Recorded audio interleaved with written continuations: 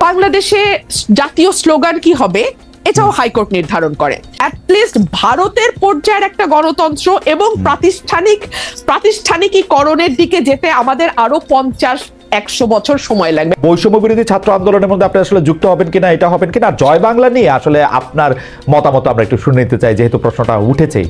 আপনি একটু বলবেন যে হাইকোর্ট বলেছে যে এটার না, আমি আসলে কোনো দলে যাওয়ার কথা কল্পনাও করছি না, এটা আমার কোনো চিন্তার মধ্যেও নাই। আর দ্বিতীয় যে প্রশ্নটি, জয় বাংলা স্লোগান, দেখুন পুরাটাই তো পলিটিসাইজ হওয়া। যে আপনি না আলাদা আলাদা ভাবে কোনো প্রতিষ্ঠানকে রক্ষা করতে পারবেন না। আপনি যখন সকল কিছুকে একত্র করবেন একটি বিশেষ লক্ষ্যে, তখন আপনি পিসমিল বেসিস আছে জুডিশিয়ারিটা ঠিক রাখি, কিংবা আচ্ছা থাক আমি প্রশাসনটাকে ঠিক রাখি, ইট ইজ ইম্পসিবল খালেদ ভাই। সেই কারণে যেটা হয়েছে, জুডিশিয়ারির প্রতিটি নিয়োগ, প্রতিটি পদোন্নতি, অ্যাপেলেট ডিভিশনে যাওয়া, অ্যাপেলেট ডিভিশন থেকে কে চিফ জাস্টিস হবেন সেটা নির্ণয় করা, এই সকল কিছুই আসলে রাজনৈতিক সিদ্ধান্তে হয়েছে। এবং আপনি চিন্তা করে দেখেন, এই যে আবারও সেই ইতিহাস টানতে হয়, স্বাধীনতার 54 বছর খালেদ ভাই, হ্যাঁ, আমাদের কিন্তু আকাশের যত তারা আইনের তত ধারা, তাই না? অথচ একটা বিচারক নিয়োগ আইন আমরা কেউ করলাম না। কেন করলাম না? কারণ আমরা না আসলে আমাদের খাস বল্টু পিল্টু লালটুকে বিচারক হিসেবে দেখতে চাই। এবং আমি চাই যে যখন আমি ক্ষমতায় আসব, তখন আমার যা যা মামলা যেভাবে হলে আমার সুবিধা হয়, রায়গুলো শেষে ভাবে হবে। হ্যাঁ, হাসিনা একেবারে নগ্ন ভাবে করেছে বলে না আমাদের কাছে একেবারে চোখে মনে হয় যেন খুব বেশি আমাদের চোখে লেগেছে। কিন্তু বেরেশা ফারহানা, আপনি যতবার এই কথা বলেছেন, ততবারই আপনাকে এই কথা শুনতে হয়েছে না যে বিএনপি কি তার আগের আমলে করে নাই? আপনি যাদের লালটু পল্টু ঝন্টু মন্টুর কথা বলেছেন, যতবার বলেছেন ততবার তো আপনাকে একই প্রশ্ন বলতে হয়েছে যে বিএনপি কি এটা করে নাই কিনা। নিশ্চয়ই শুনতে হয়েছে, এবং সে কারণে কিন্তু আমি এই পরের লাইনটা যুক্ত করলাম যে হাসিনা যত নগ্ন ভাবে করেছে, কারণ সে সময় পেয়েছে বেশি, তাকে ক্ষমতায় থাকতে হয়েছে ভোট ছাড়া, তার কাছে পাওয়ার হারানো মানে জীবন হারানোর মতো। সুতরাং তার কাছে যেটা মানে তাকে যেভাবে সকল কিছু ভীষণ ভাবে ব্যবহার করতে হয়েছে, অন্য গভর্নমেন্টকে ততটা সুযোগও তারা পায় নাই এবং ততটা তাদের ব্যবহারও করতে হয় না। সেই জায়গাটাতে কিছুটা ডিফারেন্স আছে, মাত্রাগত পার্থক্য, let's put it in this way, মাত্রাগত পার্থক্য। হ্যাঁ, সে কারণে আমরা দেখছি যে বাংলাদেশে জাতীয় স্লোগান কি হবে এটাও হাইকোর্ট নির্ধারণ করে। একটা পলিটিক্যাল কোয়েশ্চেন, বাংলাদেশে নির্বাচন কিভাবে হবে, for God sake, it's a political question Khaled ভাই, তাই না? মানে আপনি যেই দলই করেন, যেই মতই করেন, কিংবা আপনি যাই হন না কেন, আপনি যদি সুস্থ মানুষ হন, আপনি যা বুঝবেন যে এটা পলিটিক্যাল কোয়েশ্চেন। কিন্তু এইটাও আমরা না হাইকোর্ট বা অ্যাপেলেট ডিভিশন থেকে এটা করায় নিব। আবার ধরেন আমাদের সংবিধানকে আমরা মোটা দাগে একটা পারিবারিক বইয়ের মতো করে ফেলবো, আমরা যা যা চাই তার সবই সংবিধানে থাকবে। এবং এমন সব অদ্ভুত প্রপোজিশন আমরা সংবিধানে দেব যে আমরা সামনে ভবিষ্যতে যত সংসদ আসবে সেই সবগুলো সংসদকে আমরা বেঁধে ফেলার চেষ্টা করব। মানে তারা কি কি আইন করতে পারবে, কি কি পারবে না, সংবিধানের কোন কোন অংশ তারা 2/3 কেন 3/4 মেজরিটি দিয়েও চেঞ্জ করতে পারবে না, এরকম অংশ আমরা সংবিধানে বলে আবার সেটা লিখে দেবো যেটা অপরিবর্তনীয়, which itself is unconstitutional, okay, which itself is unconstitutional. So এগুলোর মধ্যে দিয়ে তো বাংলাদেশ গেছে। সে কারণে আমি মনে করি খালেদ ভাই যে আমরা না একটা ঝাঁকি খেয়েছে বাংলাদেশ, মানুষ, দেশ, রাষ্ট্র, সরকার ঝাঁকি খেয়েছে। কিন্তু এই ঝাঁকিটাতেই যে আমরা একেবারে ঠিকঠাক ফিটফাট হয়ে বিলাতি কায়দার ওয়েস্টমিনিস্টার গণতন্ত্রে অভ্যস্ত হয়ে যাব, কিংবা ইভেন ঘরের পাশের ভারতের গণতন্ত্র আমরা বুঝে যাব, এটা ভুল।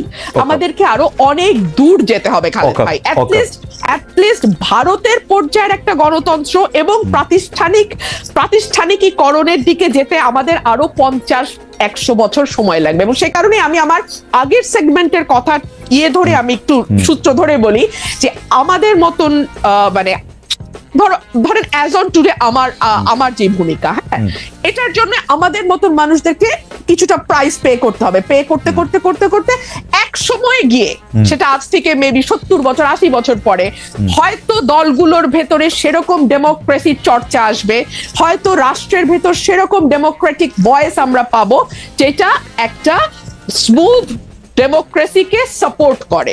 এইটুকুই আমি বলতে পারি। বেরেশা ফারহানা, তাহলে আমরা এরকম ধরে নিতে পারি যে আপনার কথা থেকে যদি আমরা একটা উপসংহার টানতে চাই, যে ধরেন সবগুলি দল, বিএনপি ইনক্লুডেড, এর মধ্যে গণতন্ত্র আসতে 70-80 বছরের মতো লাগতে পারে। দেখুন, আমি it's just a speculation, it could be 50 years. আচ্ছা ঠিক আছে, আমি আচ্ছা ঠিক আছে, it all depends on the will of the people. আমার দেশের মানুষ আসলে কি চায়। ওকে, মানে ভাই আপনার মনে আছে যে কয়েক বছর আগে বিএনপি নেতা সাদেক হোসেন খোকার সাথে একটি টেলিফোন সংলাপ সরকার ফাঁস করে, শুধু ফাঁস করে থেমে থাকেনি, এর কারণে আপনাকে জেলেও নেওয়া হয়েছিল, জেল কাটতে হয়েছিল। সেই আলোচনায় ক্যাম্পাসে ছাত্রলীগের ক্ষমতা খর্ব করা, আন্দোলনে ছাত্রদের আত্মত্যাগ, এমন সব বিষয় ছিল। 24 সালে এসে আমরা দেখলাম ছাত্রলীগকে ঢাকা বিশ্ববিদ্যালয় ক্যাম্পাস থেকে বিতাড়িত করা, আবু সাইদ মুগ্ধের মতো ছাত্রদের আত্মত্যাগের কারণেই সরকারের পতন হয়েছে। 24-এর মতো একটা আন্দোলন প্রয়োজন, সেটাকে আপনি 2015 সালেই আপনি বুঝতে পেরেছিলেন কিনা, এবং সেইটা নিয়ে আপনার মধ্যে একটা তোলপাড় চলছিল কিনা? ওই রকম করে বলা ঠিক হবে না ভাই। কি ধরেন আপনি একটা সুযোগ বুঝেই নিজেকে জাহির করার জন্য কথাবার্তা বলতে থাকলেন, এগুলো আলটিমেটলি লোকজনের চোখে ধরা পড়ে। আমি ওসব কাজ করি না। আর এই হিপোক্রেসি জিনিসটা এমন নয় যে সরি, আপনি খুব চালাক, আপনি এমন করে হিপোক্রেসি করবেন যে কেউ বুঝবে না, এরকম হয় না, শেষ পর্যন্ত ধরা পড়েই। এইটা একটা স্বতঃসিদ্ধ ব্যাপার যে আপনি যখন লড়াই করবেন, যার সাথে লড়াই করছেন সে যদি ট্রিগার হ্যাপি হয়, সে যদি ব্লাড থার্স্টি হয়, তাইলে কি হবে? আপনাকে রক্ত দিতে হবে, আপনাকে গুলি খেতে হবে। আপনি যদি সেটা রাজি না হন, তাহলে আপনি আন্দোলন থেকে রিটায়ার করতে হবে আপনাকে। আমি এইটুকু বলেছি। কিন্তু ধরেন একটা পর্যায়ে এসে এটা খুবই স্পষ্ট হয়েছে যে এই সরকার এমনি এমনি যাবে না, এবং তার জন্য রক্ত দিতে হবে, তার জন্য জীবন দেওয়ার প্রয়োজন আছে, অনেক বেশি কষ্ট সহ্য করতে হবে। কষ্ট তো আমরা সহ্য করছি না, কিন্তু এইরকম করে অকাতরে জীবন দিতে হবে, এই ব্যাপারটা আমরা বুঝি নাই। এটা যদি আমাকে বলেন যে আমি কি এটা ইভেন ধরেন জুলাই শুরুতেও বুঝেছিলাম, তা বুঝি নাই। কারণ কি, মানে নিজের বিবেকের মধ্যে এটা কল্পনাতে আসতে পারেন না, কল্পনাতে আসতে পারে যে এইরকম করে কেউ মানে নৃশংস হতে পারে, এরকম করে কেউ হৃদয়হীন হতে পারে। এটা আমার বিবেচনার মধ্যে আসেনি। যদি আমি খুব অনেস্টলি বলি, আমি কয়েকটা বক্তৃতায় বলেছি Sheikh Hasina she has a কি বললো মেটালিক হার্ট, ওইটা একটা জেনুইন হিউম্যান হার্টটা যদি হতো, তাহলে এই যে মায়ের কান্না ইত্যাদিতে এত দেখে উনি এগুলো নিশ্চয়ই বিচলিত হতেন বা ঘুরে দাঁড়াতেন বা ঘুরে যেতেন, করেননি তো। সেই কারণে শেষের দিকে যেটা হবে সেটার পক্ষে আমি একটা কথা বলি। ধরেন এই যে একটা খুব ঐতিহাসিক ঘটনা, একটু ছোট্ট একটা জোকের মতো করি। বাংলাদেশের ঐতিহাসিক জায়গায় কি জানেন, বিশাল আন্দোলনের মধ্যে দিয়ে সরকারের পথের পর বিরোধী দলের নেতা পলায়ন, পুরো পার্টি পলায়ন করেছে, এই উদাহরণ আছে। আবার সাম্প্রতিক উদাহরণটা হয়েছে এরকম যে বিশাল বিশাল গণঅভ্যুত্থানের সরকারের পতনের পরে যে মূল বিরোধী রাজনৈতিক দল তারা সাইড লাইনে আছে, তারা কিন্তু সামনে নাই, আন্দোলনের পতাকা তাদের হাতে নেই। এই যে ঘটনাটা ঘটলো, এটা কেন? এটা না বোঝার কারণে। 28 অক্টোবরের আগে যখন আমাদের লিয়াজো কমিটি বসছে, তখন কি প্রোগ্রাম করব আমরা, এই আলোচনা হয়েছে। আমি খুব স্ট্রেট বলেছি যে আমাদের নিজেদের কিন্তু এটা রেডি থাকতে হবে যে এরকম পরিস্থিতি হতে পারে। কারণ তারা তো ঘোষণা দিয়েছে যে তারা এগুলো করতে দেবে না, সমাবেশ করতে, কিছু করতে দেবে না।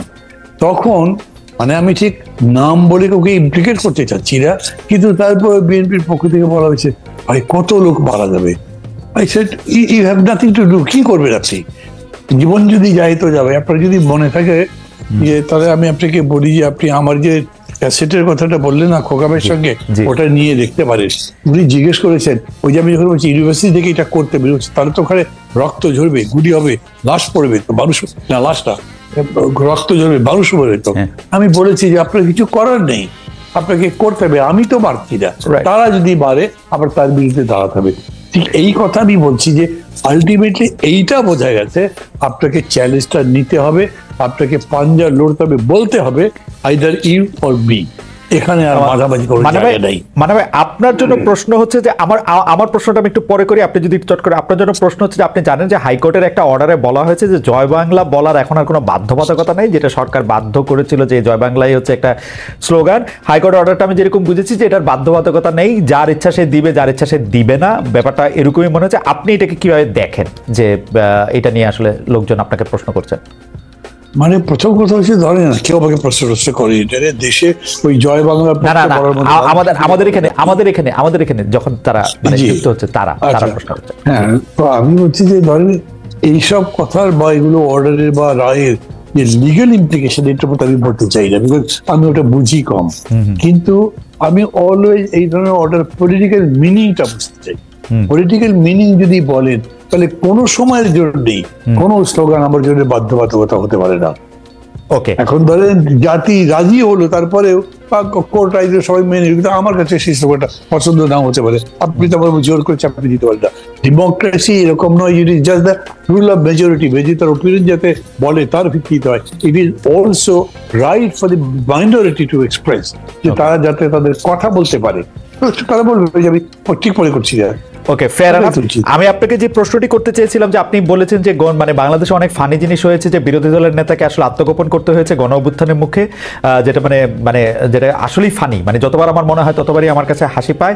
আপনি বলেছেন যে এত বড় একটা আন্দোলনের পরে প্রধান বিরোধী দলের হাতেই আসলে আন্দোলনের পতাকা নাই, সেইটাও একটা মনে রাখার মতো বিষয়। কিন্তু আমার কাছে যেটা হচ্ছে খুব মনে হয় যে শেখ হাসিনা, যিনি কারো কথা চিন্তা না করে কাউকে কোনো কিছু না জানিয়ে চলে গেলেন, পালিয়ে গেলেন, এখন আবার তিনি বলছেন তাকে আসলে পালাতে বাধ্য করা হয়েছিল, এবং তিনি বক্তৃতা দিচ্ছেন, সেই বক্তৃতা নিয়ে তার নেতা কর্মীরা আবার মানে এটা নিয়ে উৎফুল্ল হচ্ছেন। এই ব্যাপারটাকে আপনি আসলে রাজনৈতিকভাবে কিভাবে বিশ্লেষণ করেন? মানে আমি আওয়ামী লীগ করলে তো আমি মানে তার উপরে এতই রাগ করে থাকতাম বা এতই আমি মনে কষ্ট পাইতাম, এইটা এইরকম কেন? মানে এইটা আমি একটু মান্না ভাই আপনার কাছে একটু শুনতে চাইবো। আমি একটু বেরেছে ফারানা থেকে আসি একটু।